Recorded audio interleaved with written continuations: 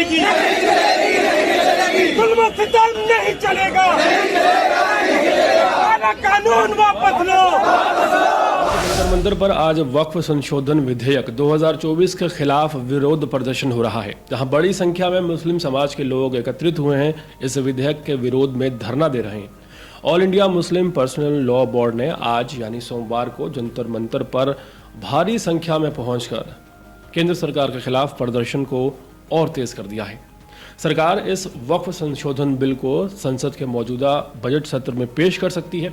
इस बिल का उद्देश्य वक्फ संपत्तियों के डिजिटलीकरण, ऑडिट और पारदर्शिता को बढ़ाना है। सरकार का दावा है कि इससे भ्रष्टाचार और अतिक्रमण पर रोक लग जाएगी, लेकिन AIMPLB और कुछ विपक्षी दलों का कहना है कि इससे वक्फ संपत्तियों को नुकसान पहुंचेगा और उनका हक छीन लिया जाएगा।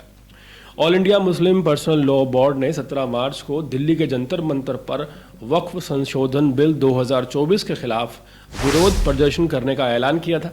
इस प्रदर्शन में विभिन्न मुस्लिम संगठनों, सामाजिक संगठनों और विपक्षी नेताओं को भी बुलाया गया। इसे देखते हुए जंतर मंतर की सुरक्षा व्यवस्था कड़ी कर दी गई है। AIMPLB के प्रवक्ता सैयद कासमी रसूल ने कहा कि ये कानून मुसलमानों और हिंदुओं के बीच विवाद पैदा कर सकता है। उनका कहना है कि ये बिल मस्जिदों, दरगाहों और कब्रिस्तानों को वक्फ संपत्ति से पूरी तरह से बाहर कर देगा, जिससे उनका अस्तित्व खतरे में आ सकता है। उनका आरोप है कि सरकार उनकी चिंताओं को नज़रअंदाज कर रही है और ज़बरदस्ती वक्फ संशोधन बिल का कानून थोपना चाहती है। बीजेपी नेता शहजाद पूनावाला ने पलटवार करते हुए यह आरोप लगाया कि AIMPLB लोगों को भड़काने का काम कर रही है। उन्होंने पूछा कि सिर्फ वक्फ बोर्ड को इतनी विशेष शक्तियां आखिर क्यों मिलनी चाहिए।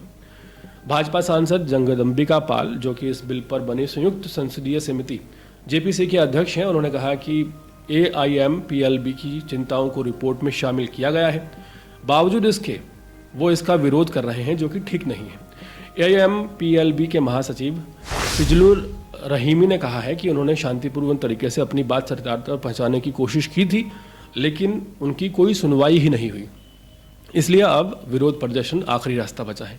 उन्होंने ये भी कहा कि हम भारत को विकसित देखना चाहते हैं, लेकिन ऐसे कानून हमारे सपनों को तोड़ देंगे। और विरोध प्रदर्शन में पहुंचे AIMIM सांसद असदुद्दीन ओवैसी ने कहा कि हमारा काम विरोध करना है, क्योंकि ये बिल असंवैधानिक है।